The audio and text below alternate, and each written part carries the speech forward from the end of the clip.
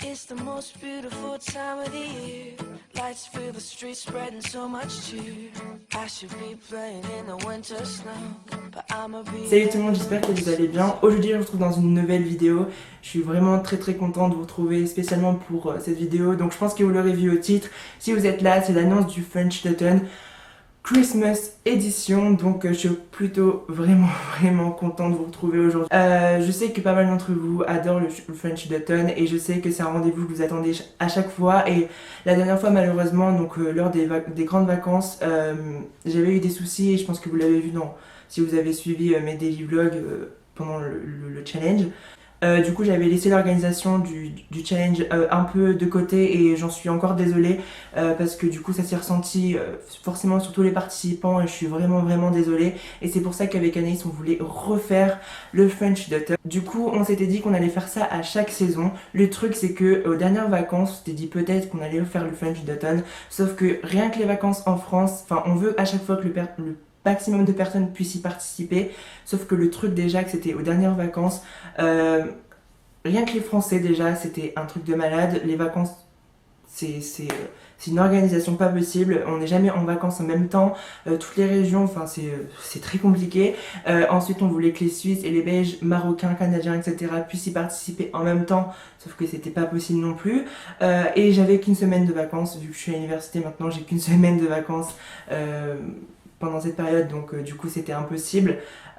Mais on s'était dit du coup avec Anaïs de faire ça pendant les vacances de Noël parce que tout le monde est en vacances au même moment.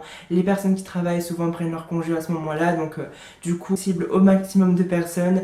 Et surtout pendant les vacances de Noël, on n'a pas de devoirs, on n'a que ça à penser. Manger, enfin pendant les vacances de Noël souvent on fait que manger, dormir, lire, regarder des séries. Donc c'est la meilleure période de l'année pour pouvoir faire le challenge. Donc j'espère que ça vous fait plaisir. Donc avec Anaïs on organise ça cette année. Les règles restent les mêmes, le fondement de challenge etc. reste le même. Mais je voulais vous expliquer pour les personnes qui découvriraient peut-être le challenge cette fois-ci. Donc le challenge French d'automne Christmas Edition c'est quoi? En gros c'est un challenge livre. Le but c'est quoi? C'est de lire un minimum de 4 livres. En fait de lire des livres pendant une semaine avec des thèmes imposés et un nombre de livres imposés aussi avec des thèmes etc. imposés.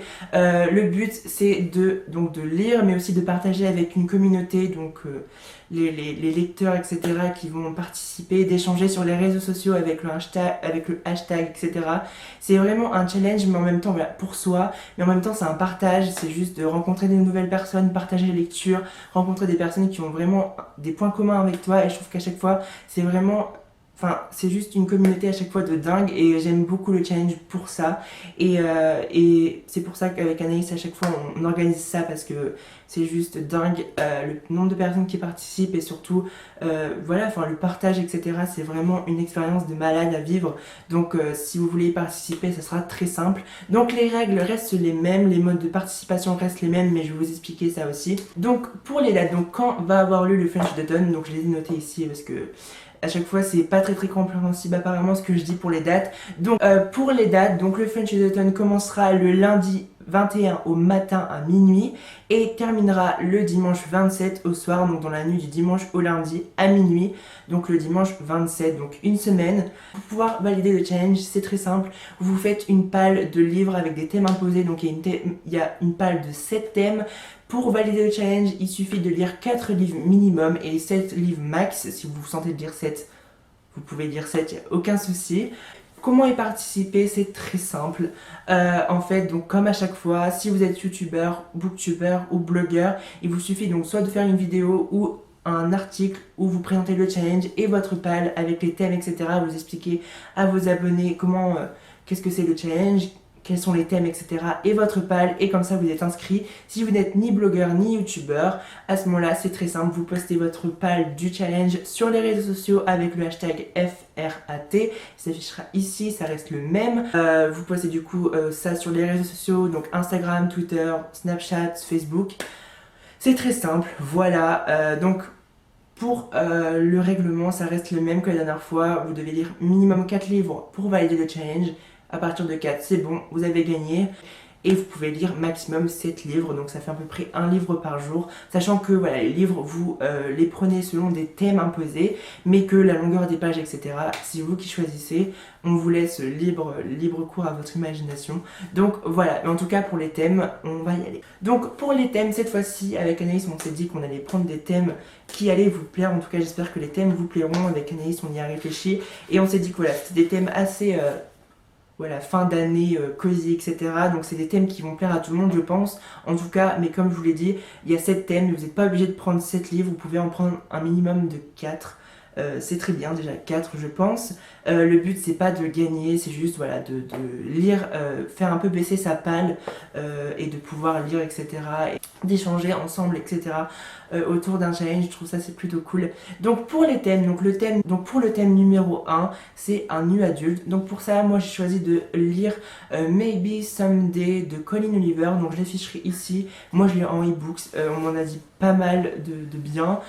Donc je pense que je le lirai pendant le challenge. Voilà, c'est un nu adulte, je crois. Donc voilà pour le thème numéro 1. Pour le thème numéro 2, c'est une réécriture de conte. Donc j'ai choisi de lire le tome 3.5 de Les Chroniques lunaires de Marissa Meyer, qui est Levana de Marissa Meyer, qui est donc une réécriture de conte de La méchante reine de Blanche-Neige, il me semble.